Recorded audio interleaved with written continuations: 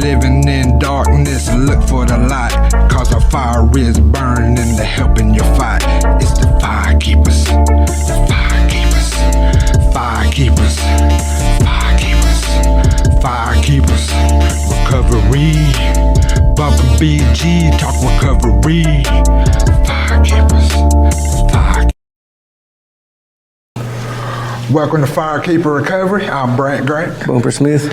And before we get started, we'll do a quick check-in. And yeah, man, I've had a pretty good couple weeks. We missed last week, but we had a good self-care week, I guess. Oh, yeah. Was able to refresh the brains and, yeah, come back with a fresh mental outlook. So, yeah, I had a good weekend. I went and saw Little Mermaid at Smoky Mountain. Right. Saw my little cousin who's graduating. She's a senior this year, so good job. Belle, and yeah, so I've had a good time just living, like we've been saying, just getting into that routine and just doing what you have to do and enjoying that. So, yeah. Right. How about you? Yeah, it's been a pretty good couple of weeks, man. I mean, just that steady routine, you know, working, going home and being at home with my kids, you know, and they're homebodies, you know, they don't really like to go out and do much, which is great for me, you know, because we all just hang out together, and that's you know, I've been working for so long to get to this point, and now that I'm at this point, you know, I'm just going to keep going. Yeah. You know, I'm not ever stopping. I'm not ever making any U-turns or, you know, side roads or exits, man. I'm staying on this highway of recovery, and it's given me everything that matters, that's important, that has value. That's what my recovery's done for me, and it's great, man. Every day is just great. I wake up thankful for everything that I've got, man, and it allows me to face each day as a fucking gift, a real gift, man. It's awesome. Heck yeah. Well, hey, let's just continue on with that, with what you was talking about, just what we're thankful for right now in our recovery, with Thanksgiving coming up this week. And yeah, for myself, I'm thankful for my family and the dinner I'll share with them this Thursday with the small extended family of the Cotoaster side of my family. Yeah. So yeah, we have a good dinner. Everybody shows up at Sam's. That's a small one, and then in a week or two we'll have next week we'll have the Grants, where I'll be a bigger gathering of the Grant side and all the cousins and stuff. But yeah, I'm just thankful that the family that I do have is still around, and the ones that I'm not, I'm thankful I had the time with them. Yeah.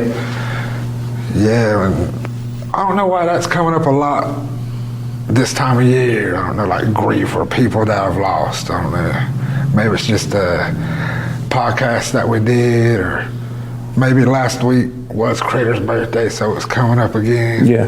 So yeah, it's just like making you reflect. Well, because my other close friend that I lost, passed away on New Year's or Christmas Eve, like 2 years ago. So Yeah. I guess just a lot, not a good time in the fall. Yeah. But when you just being thankful for that time that you had, that's where I'm trying to decide, put it in perspective now. Yeah. That they're not here, but they are, because as long as they're in the memory, they're always around, I guess. Yeah, that's how you live. They live forever. Yeah. In our hearts and minds. I think it's, you know, when tragedies happen, you know, we deal with them how we deal with them. You know, in the past it wasn't healthy. Yeah. You know, and really wasn't dealing with it. You know, and as you get in recovery, you know, and you start to deal with these things, I think, you know, when these types of like anniversaries come up, it's bittersweet, because you still realize how much, you know, maybe how much residual grief's left behind or something, and you realize that maybe there's still a little more processing to do. But like you said, you know, focusing on being grateful for the time that we did have with those friends. Yeah. As for me, gratitude's real big in my daily living. I mean, I'm grateful for my recovery, absolutely my recovery, my kids, my family, the relationships that I have again with my family.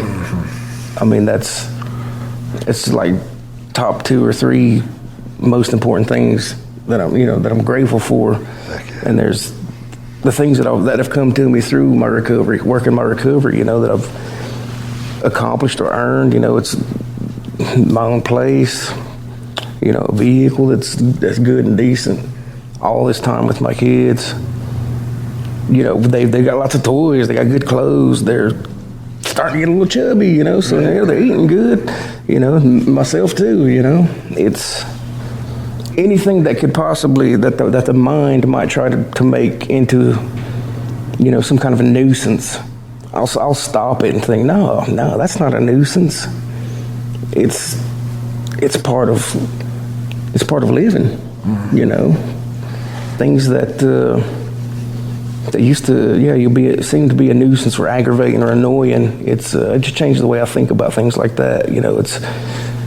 I'm alive to be annoyed. I'm alive to be, tired or aggravated or stressed out or whatever. Yeah. I know how to manage those things, the right way, what works for me. But yeah, I'm thankful for those relationships I have and everything that I've worked for and the job that I've got. And there's so many things in my life to be grateful for and to celebrate and be joyful about. But my mind will still, in the very back of my mind, it'll still try to throw something up like, oh, well, you didn't do this, or what could have you done better, or you didn't do enough of this, or just whatever it is, just to try to disrupt my contentment and peace of mind. Yeah. But with your coping skills, you swat that stuff down, and because it's just bullshit. That's just floating around back there in the back of your mind, and you make yourself focus on the positive things, and then that becomes habitual, and then that just becomes your frame of mind day to day. But yeah, I'm grateful for this podcast, you, everybody else that I know, that I've shared experiences with, good or bad. I'm glad everybody's alive and that we're all here, and whether we like each other or not, whether we get along or not, I'm glad we're all alive and here to dislike each other or like each other or whatever. It doesn't matter. It doesn't matter. We're all here together, and that's what makes a community. Yeah, because the alternative is not being here to do all that. Yeah, and missing out on it. Yeah. So that is a lot to be grateful for. Just that waking up and being able to be grateful is a big first step for anybody. So if you don't think you have anything, the fact that you are here and you are awake, that's something to be grateful and thankful for. So. Yeah, it's switching your perception.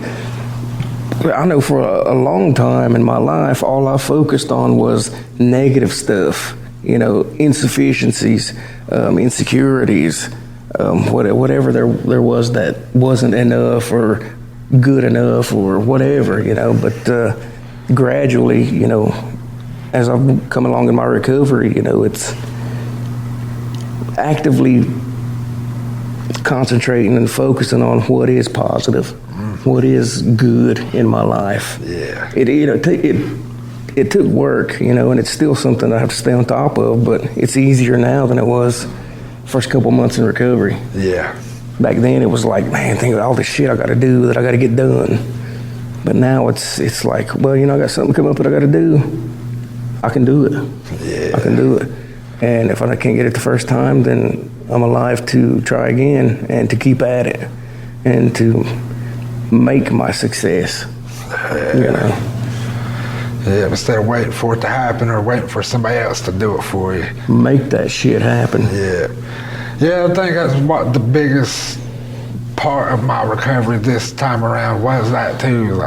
No, it's not going to happen. These doctors or my mom or my dad can't make it happen. I have to actually do it and get in there. And whenever we're in meetings or class and you hear something like rings a bell, like you connect with, all right, and pay attention. All right, now how did they work through it? All right, maybe I can't do that, but I can do some of that. And you take what works. And then somebody else, well, I did this. You're like, all right, I could probably do that. So that's why I'm just being listening and opening up. Yeah, you can pick and choose out of what there is that's shared and make it your own and make it work for you. Yeah. That's the beauty of it, man. There's no like strict guidelines or blueprint that you have to go by. It's what works for you and what you can be successful with, but you gotta commit to it and put in that effort. Yeah. You know, and it can get challenging, you know, if you've tried several things and still not having the success that you feel like you should have, keep trying. Yeah. Keep trying different things. Keep at it, because eventually things will start clicking and falling into place, and then it will be yours and it will work. And then you're running. Yeah. Yeah. That's why I like seeing recovery as like you're clearing brush in the backyard. You got to clear it yourself to start or whatever, or like a trail too. Yeah. There's different trails, but then you can make your own trail. Yeah. But this trail's doing all right, but you might get to a place where, all right, we're going different directions. Yeah, your destination's different. Yeah. Or your objective or whatever. So you can say, thanks for getting me this far, but now I got to make my own path. Yeah. And see, by doing that, you know, maybe, and by sharing it, maybe somebody else is on that established path that you were on. Yeah. And then see the path you cleared, you know, by what you shared, and are able to get a little further. Yeah, until they get to a point where they need to clear their own way. Yeah. That's why I like it. And then just in case there's a log in the road, hopefully you brought a couple people that are still following you that can help you get over that big stuff. Yeah. That's your support team. Yeah, absolutely.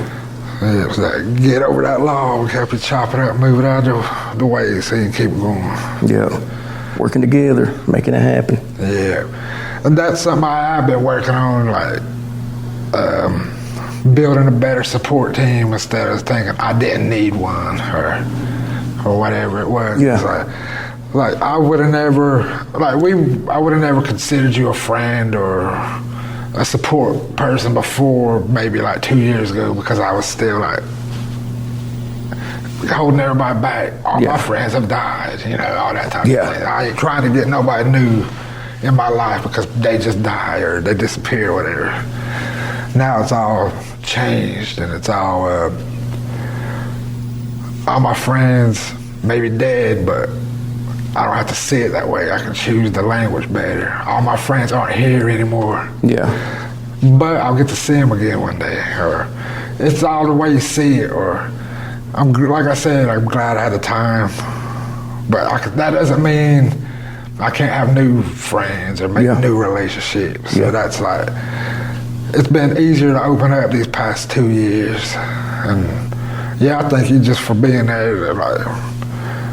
So I'm grateful for getting a closer relationship. So we saw each other, we probably would have been called like acquaintance maybe. Yeah. We talked. Yeah. I was friendlier with you than probably anybody else I've seen in like recovery set, maybe Maya and everybody else. I'll standoffish. I'll talk to them, but I won't give you everything. Yeah. It's just chit chat. Yeah. You know, instead of like real talking. Yeah, but that was always afraid for me, because sometimes I have a thing where I'm too, I don't know, everybody likes to dump it on you. So how you doing? Well, they'll tell you everything. Oh, yeah. So I learned to not, I don't want to know. So I don't, that's why I don't really talk to anybody when I'm out in public or whatever. Yeah. My mom she'll want to tell me everything. I don't need to know that. I don't want to know that. Yeah. But it's good seeing you. I hope you have a good day. I hope I see you again in 20 years. Right. You can tell me what happened in that 20 years. See, I'm kind of on the opposite side of that. in that if I just kind of know somebody, and I'm like, hey, how you doing? Are you doing all right? And then they just come out with all this stuff, or just this outpouring of emotion or whatever. Recognizing in that moment that just by being there and listening, not even commenting on it, not giving any advice, not sharing anything back, but just giving them the space to unload all that. It doesn't mean I got to take it on or even solve the problems for them, but it's just giving them that space and letting them get that out. That's probably one of the greatest things that can be done for a person who's been carrying all this shit around. And probably don't mean to dump it on you, but it just happened to be you at that point in time, and then it all happened. So it won't overwhelm me. I'm just kind of nodding agreement, or just some show of that I understand and can empathize or whatnot. And usually, and people always apologize for it too. They're like, oh man, I'm sorry for. And I'm like, no. It's better that you get it out than to keep carrying that shit, because it'll crush you if you don't. Yeah. Yeah, that's why I don't mind when it's like you said, people, but it's like strangers. Yeah. I'm like, so do I just have a face or energy? That's what I don't get. Maybe. It's kind of like the same thing of like you're going to the gas station, you go inside to buy a drink, and you see a customer like flipping out on the cashier, just blowing up on them about this insignificant thing. Yeah. It's not personal.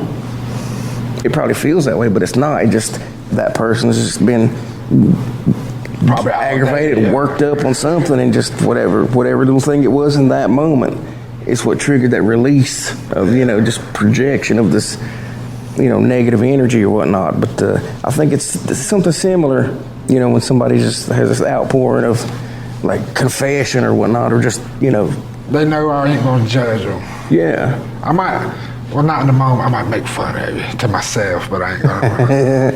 Yeah. But yeah, I get that. I do have like I'm not trying to, if we're talking, I'm not trying to like, I'm done, I'll be respectful. I'm able to just like, Yeah. I try not to make faces. I learned that from group up there when one of the old ladies was teaching them. I was like, my bad, I just wasn't agreeing with what you were saying. I shouldn't have made that face. Nonverbal communication. Yeah. I mean, if it I'm every single time it happens, I'm not like, always, being like that person that they can, dump everything out on. There's sometimes when I just don't feel good, and like, I'm allowed to be human, so I'll just be like, oh man, I'll see you, But I try not to be, not like, just shut up, man. Damn, I got my own shit to worry about. Shut up, tell somebody else. I know, I always try to do that. All right, man.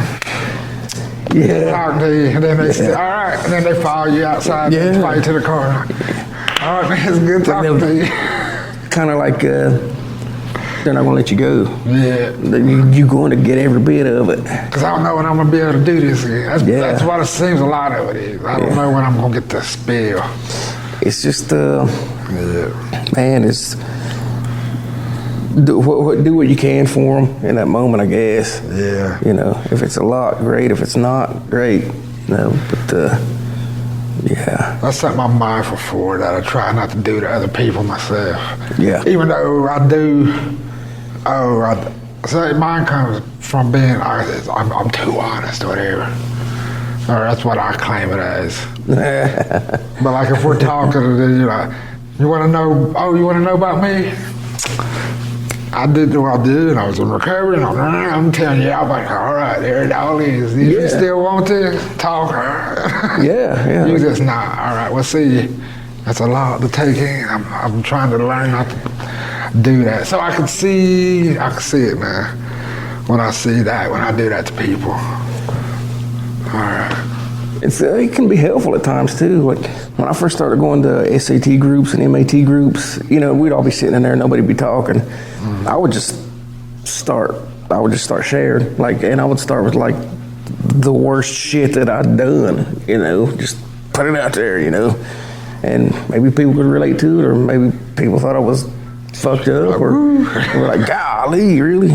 But it doesn't matter. It doesn't matter. I said what I said, and it was to, if I share something that's just, kind of people are taken aback by it, well, then it gives them the space to share something too, because then in their minds at least be like, well, it ain't as bad as what he said or what he said he did.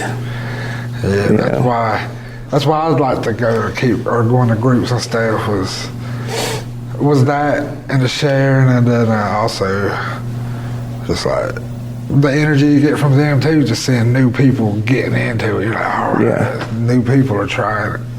It's hard to share. Like if you just start going to groups, that's another reason for those of us that have been in there for a while, just to start sharing stuff, and maybe it makes it a little easier for them for newcomers to share, because then they see us doing it and they're like, okay, well, nobody's judging them or jumping on them about it or whatnot. So maybe that opens the door a little bit for them to do their own sharing with the stuff they need to talk about. Yeah.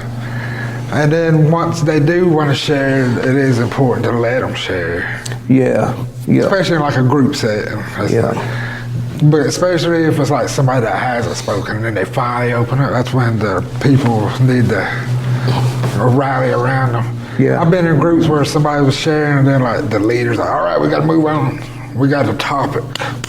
Right, we got a breakthrough happening right here. That's just not recognizing the flow of the group, I guess. Well, then it's when you have a different person leading the group every day or whatever. Oh, yeah. So they didn't know that this person had never talked before. Right, because that happened on Monday, and then on Tuesday it's a different person. Yeah. I always hated it when, in those moments when somebody's really trying to talk about something, and there's side conversations going on, or there's people snickering and laughing and shit, and man, fucking shut up. Yeah, because maybe you're not laughing at them, but they don't know that, and then they won't share again. It's just rude, man. Yeah. It's just rude. I mean, I've probably been guilty of it myself at times, not intentionally, but I'd much rather people be on their phones than talking. Yeah. Because at least you're just doing it, all right.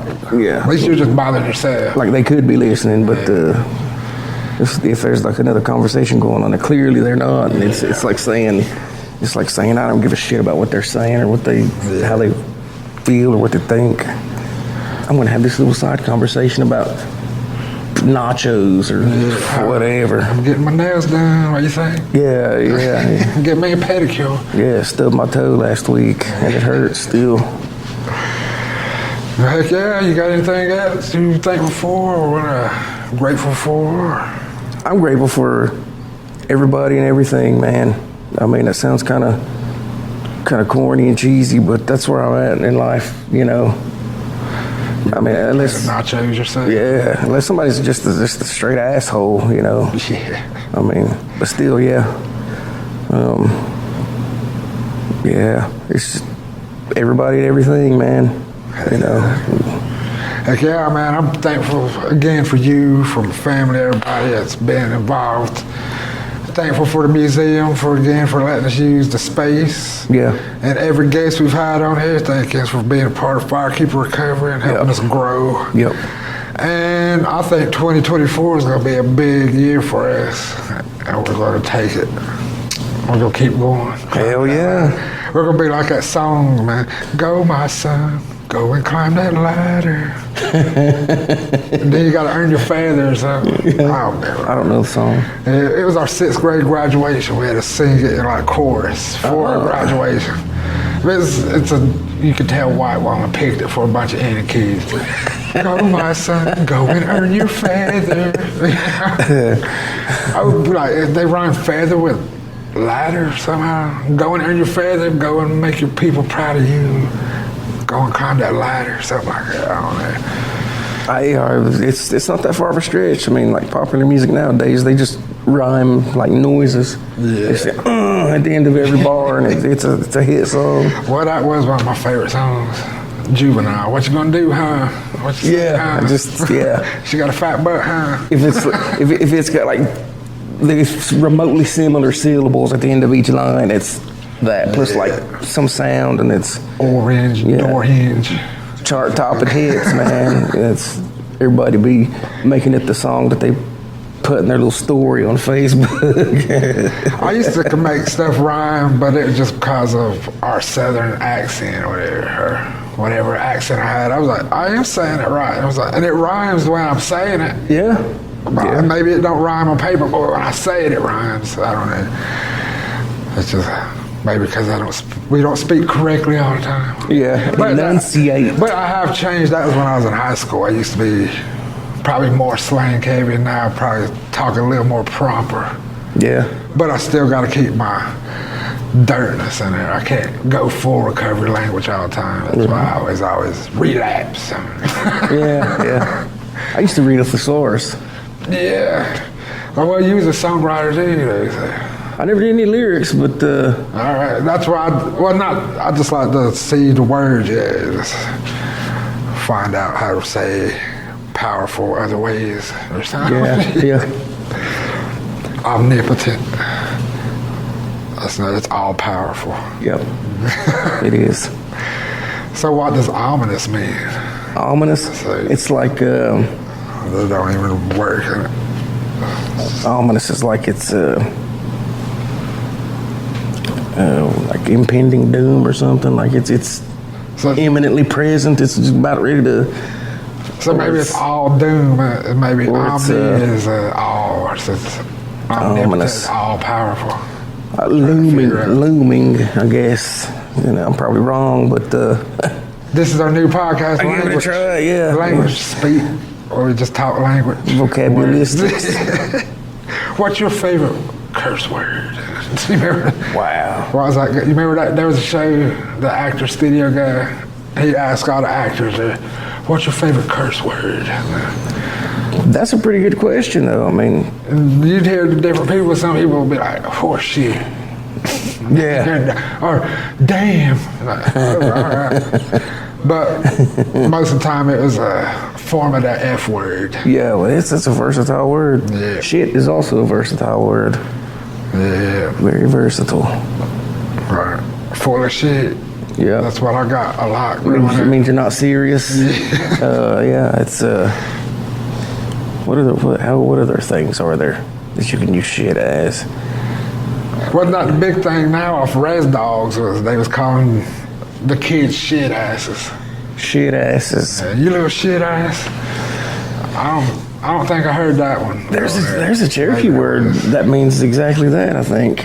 Maybe. I forget what the heck it's called. Uwashati, I think it is. Uwashati. So that means you got a shitty ass, or I guess. Ass. Maybe it's just like you're a young punk or something. Yeah. I don't know. I'm pretty sure that's what it was.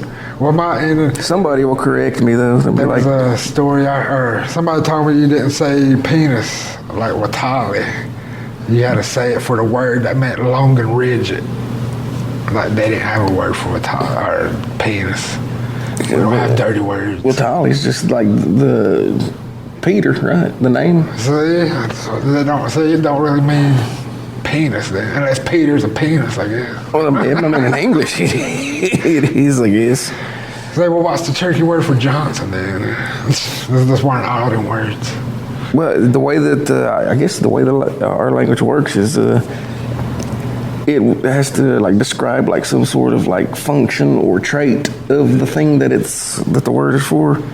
But then it comes to language means what everybody accepts that it means. So if everybody thinks Watali means penis, then that's what it means. That's what I always heard growing up. Yeah, I mean, like I remember you suck my Watali. Like the name, like the name Peter. I mean, it's growing up. It's what it was a euphemism for, penis. Yeah, I will. Maybe we should do this off, but hey. Thank you for watching. That's about all I got. You got anything else? Yeah, we were talking about Peter for a long time there. Yeah, so for Firekeeper Recovery, I'm Brant Grant. Bumper Smith. And as always, we'll leave the light on for you.